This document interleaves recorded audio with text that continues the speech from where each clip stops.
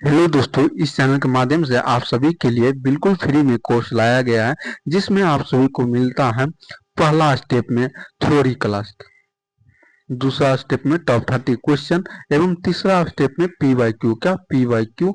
जिसमें अगर इस तरह से अगर चलते हैं और पी वाई क्यू से पहले आप सभी को 5000 का क्वेश्चन का महामैराथन क्लास चलेगी। जब थ्योरी क्लास समाप्त हो जाएगी इनके बाद 5000 का महामैराथन क्लास, जिसमें आप सभी को यह अनुभव हो जाएगा कि जितना हमको पीवाईक्यू में आएगा उतना हम क्वेश्चन पहले से ही कर लिए रहेंगे सिलेबस के अनुसार। तो क्या होगा, पीवाईक्यू आपको बनेगा और पीवाईक्यू बनेगा तो आपका एग्जाम में क्वेश्चन बनेगा।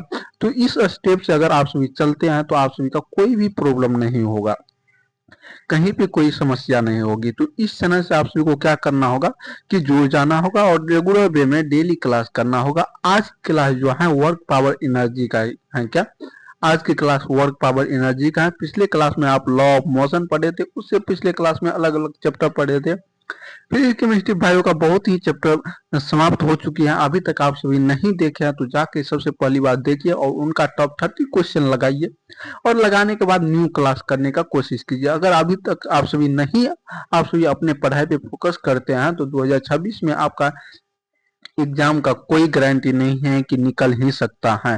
तो आप सभी जरूर जुड़े इस चैनल के माध्यम से और रेगुलर वे में क्लास करने का कोशिश करें। तो चलिए आज की क्लास को शुरुआत करते हैं। अगला चैप्टर का नाम क्या है? Work power energy. क्या वर्क पावर एनर्जी? सबसे पहले वर्क के बारे में जानते हैं, कार्य के बारे में जानते हैं। कार्य क्या होता है, वर्क क्या होता है? तो कार्य तभी होता है जब किसी वस्तु पे बल, क्या बल मतलब फोर्स लगाया जाता है तब कार्य होता है। और उस बल के कारण वस्तु क्या होता है? विस्थापन होता है, डिस्प्लेसमेंट होता है। उन्हीं को क्या बोला जाता है? कार्य बोला जाता है। मतलब कि किसी वस्तु पे हम दबाव डालते हैं तो वो वस्तु क्या होता है? विस्थापन होता है। मतलब कि कुछ दूरी तय करती है तो उसी को क्या बोला जाता है? कार्य बोला जाता है। जब कोई बल किसी वस्तु को बल की दिशा में विस्थापित करता है तो वो कार्य कहलाता है। इनका परिभाषा हुआ, जब कोई बल किसी वस्तु पे जब लगती है तो उनके दिशा में विस्थापित होता है। क्या उनके दिशा में विस्थापित होता है? मतलब जिस दिशा में जा रहा है उस दिशा में कुछ दूरी तय करती है तो वो क्या कहलाती है? कार्य कहलाती है। ठीक, इतना आप सभी को समझ में आ गया कार्य किसको कहते हैं। कार्य तभी संभव हो सकती है जब किसी वस्तु पे बल लगाया जाता है। बल लगाने के बाद उस वस्तु पे क्या विस्थापन हो, विस्थापन होने के बाद ये कार्य कहलाती है। इनके बाद इनका फॉर्मूला होती है कार्य का। क्या फॉर्मूला होता है? तो वर्क बराबर आप सभी जानते होंगे, वर्क बराबर F S into cos theta होता है। क्या F S into cos theta होता है? F S into cos theta कैसे निकाला जाता है? तो आप सभी ग्राफ के माध्यम से पढ़े होंगे क्लास 11th 12th में। 11th में ये है कार्य ऊर्जा शक्ति, अगर पढ़े हैं तो ठीक है, नहीं तो आप सभी को जब नेक्स्ट क्लास आएगी तो उसमें बहुत ही डिटेल से बताया जाएगा। अभी जो थ्योरी क्लास है जिस तरह से आपके सामने रखा गया है उस तरह से पढ़ने का कोशिश कीजिए। तो यहाँ पे क्या लिखा गया है?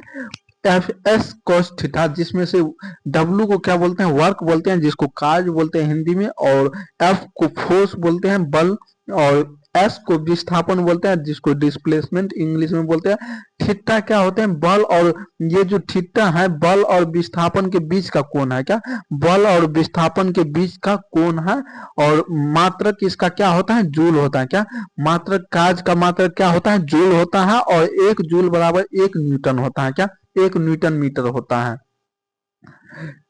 1 न्यूटन मीटर होता है। एक जूल बराबर कितना होता है? 1 न्यूटन मीटर होता है। और इसका मात्रक क्या होता है? जूल होती है। किसका? कार्य का मात्रक। और न्यूटन मीटर में भी पूछे तो आप सभी को जवाब देना है। कहेगा कार्य का मात्रक क्या होता है? तो जूल होता है। जूल नहीं दिया रहेगा तो न्यूटन मीटर देगा तो न्यूटन मीटर मार देना है।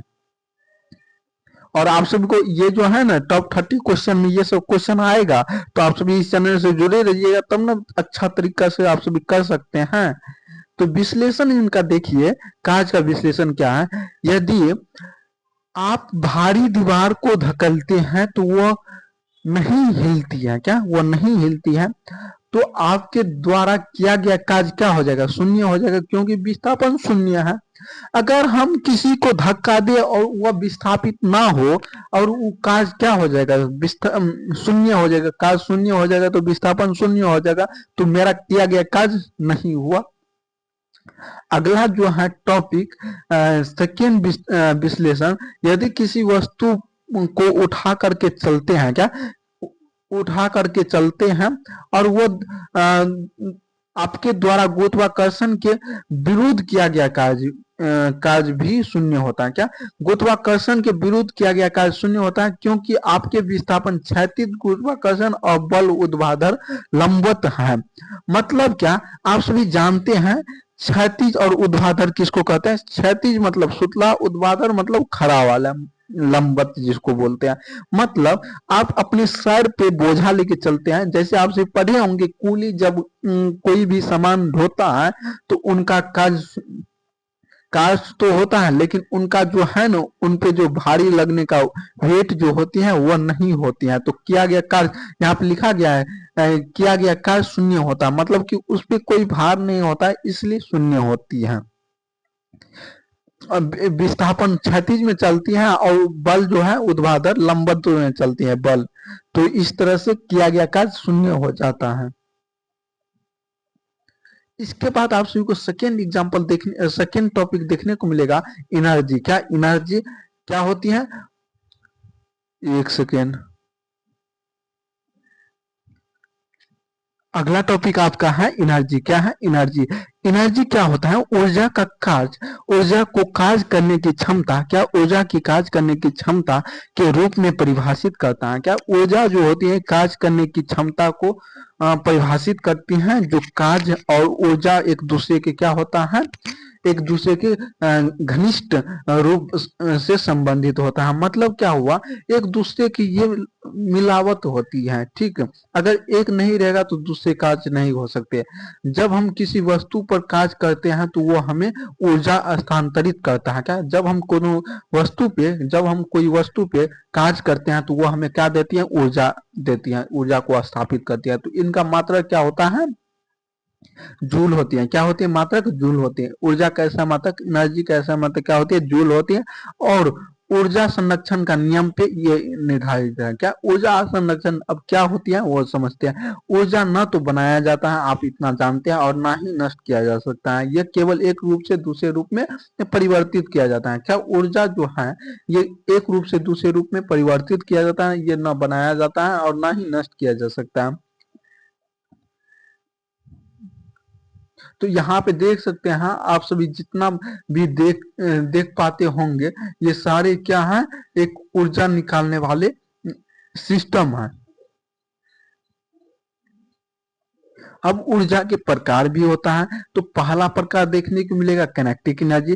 कैनेटिक एनर्जी कहता है किसी वस्तु में उनकी गति के कारण निहित ऊर्जा जो होती है वही गतिज ऊर्जा होती है। तो के ई बराबर फॉर्मूला होता है 1/2 mv²। क्या mv²। तो उदाहरण के लिए अगर देखा जाए तो चलती हुई कार, गिरता हुआ पत्थर या बहती हुई हवा में गतिज ऊर्जा होती है। क्या किन किन में गतिज ऊर्जा होती है, तो चलती हुई कार में गतिज ऊर्जा होती है। पत्थर अगर पहाड़ पे से पत्थर गिर रहा है तो वो उसमें गतिज ऊर्जा है। क्या है, गतिज ऊर्जा है, किनेटिक एनर्जी है।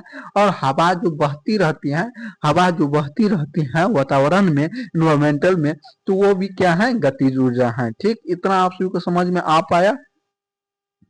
और गतिज ऊर्जा का फॉर्मूला क्या होता है, ½ mv² होता है। क्या होती है, ½ mv²।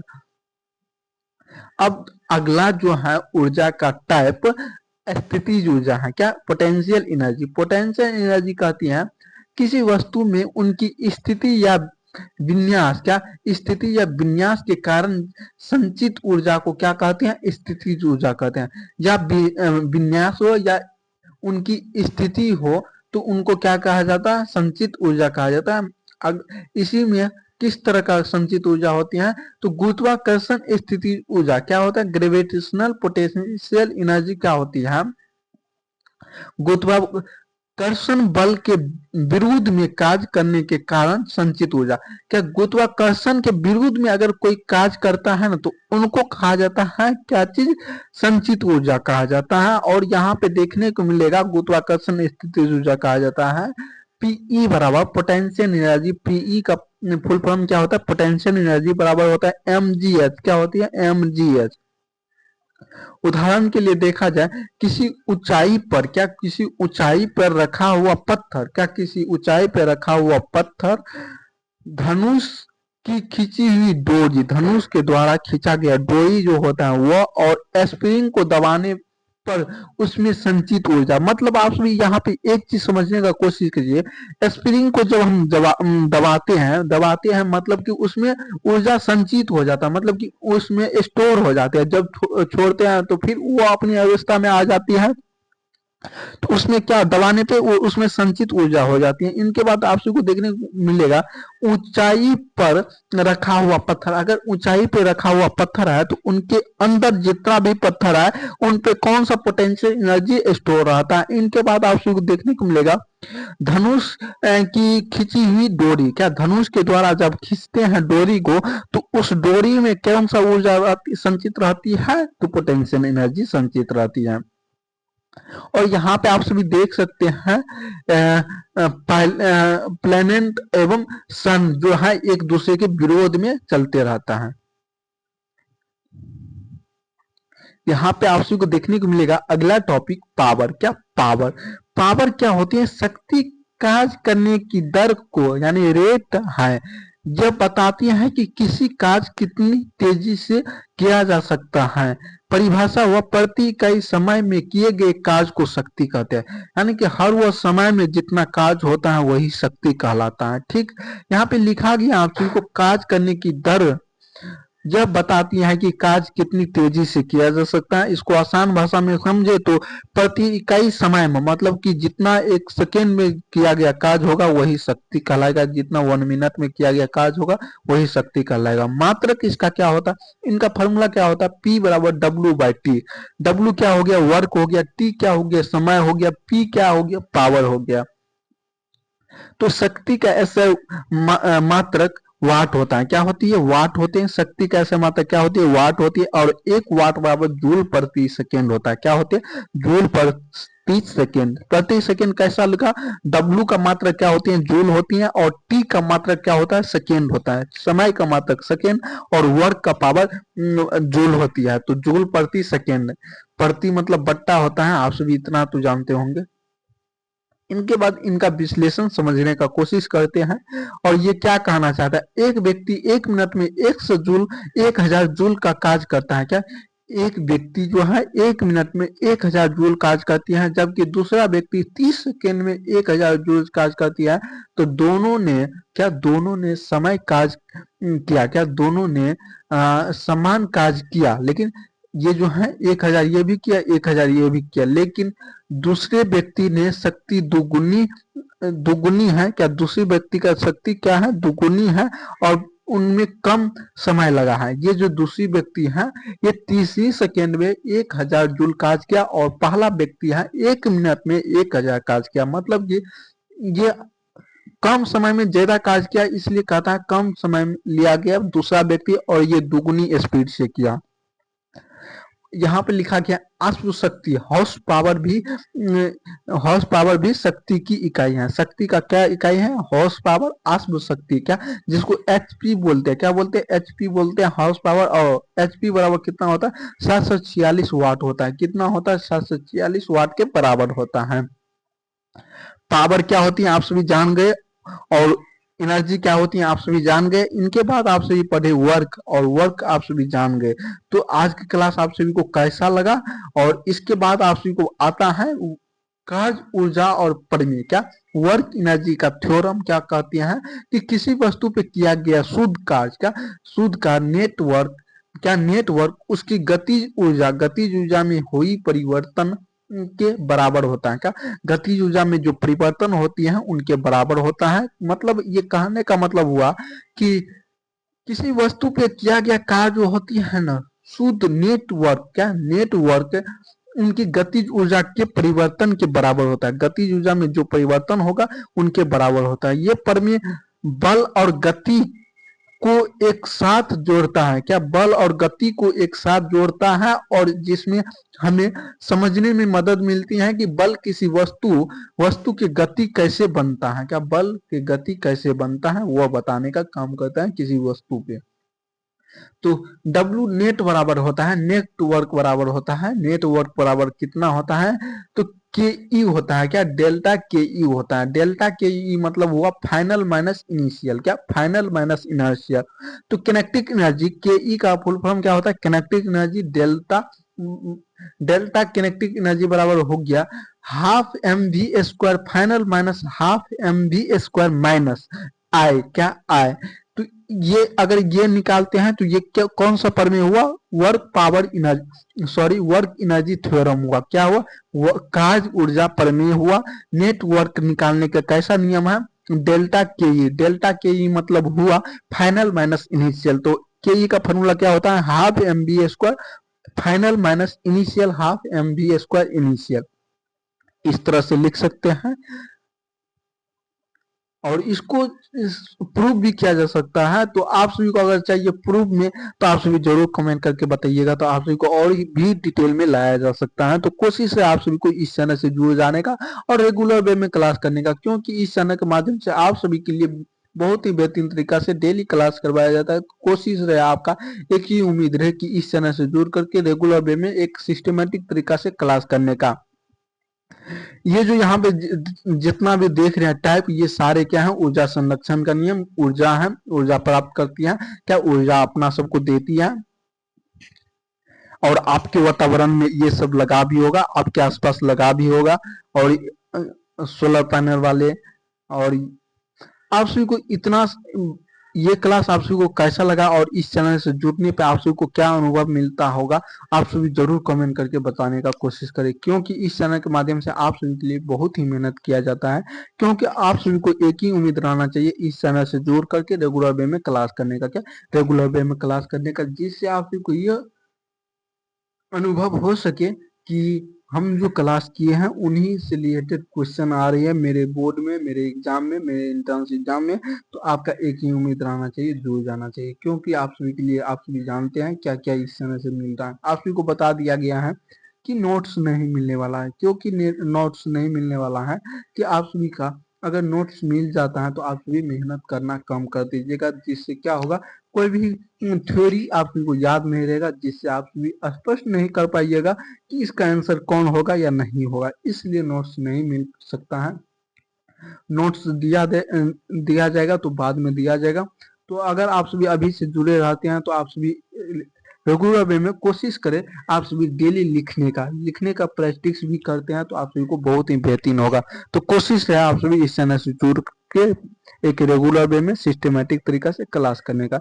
डेली क्लास चलती है तो आप सभी अटेम्प्ट करने का कोशिश करिए, और आप सभी को मिलने वाली है कितने स्टेप में जानकारी? 3 स्टेप में। पहला स्टेप रहेगा आप सभी को थ्योरी प्लस टॉप 30 क्वेश्चन। दूसरा स्टेप क्या रहेगा? आप सभी को थ्योरी प्लस टॉप 30 के बाद महामैराथन क्लास, उनके बाद PYQ। तो चलिए आज की क्लास को यहीं पे समाप्त करते हैं। अगली क्लास में आएंगे तो इससे आगे देखने का कोशिश करेंगे। जय हिंद।